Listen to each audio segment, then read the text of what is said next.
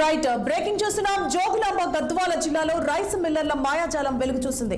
జిల్లాలో భారీగా సీఎంఆర్ వడ్ల మార్పిడి జరిగినట్లుగా పౌర సరఫరాల శాఖ విజిలెన్స్ అధికారులు తేల్చారు.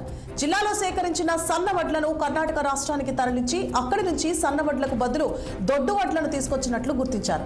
37 రైస్ మిల్లుల్లో ఏకంగా 25,000 క్వింటాళ్ల సన్న వడ్లను మాయం చేశారు. అధికార పార్టీ నేత ఫిర్యాదుతో స్పందించిన అధికారులు తనిఖీలు చేపట్టారు. దీంతో వ్యవహారం మొత్తం బయటకొచ్చింది.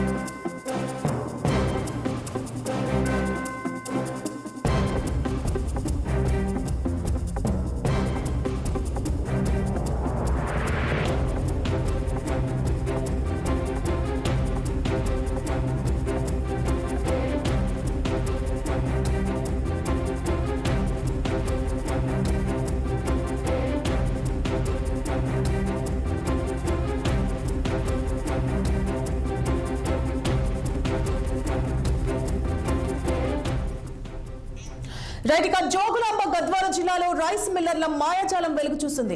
జిల్లాలో భారీగా సీఎంఆర్ వడ్ల మార్పిడి జరిగినట్లుగా పౌర సరఫరాల శాఖ విజిలెన్స్ అధికారులు తేల్చారు.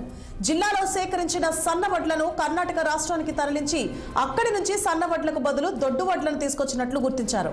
37 రైస్ మిల్లుల్లో ఏకంగా 25,000 క్వింటాళ్ల సన్న వడ్లను మాయం చేశారు. అధికార పార్టీ నేత ఫిర్యాదుతో స్పందించిన అధికారులు తనిఖీలు చేపట్టారు. దీంతో వ్యవహారం మొత్తం బయటకు వచ్చింది.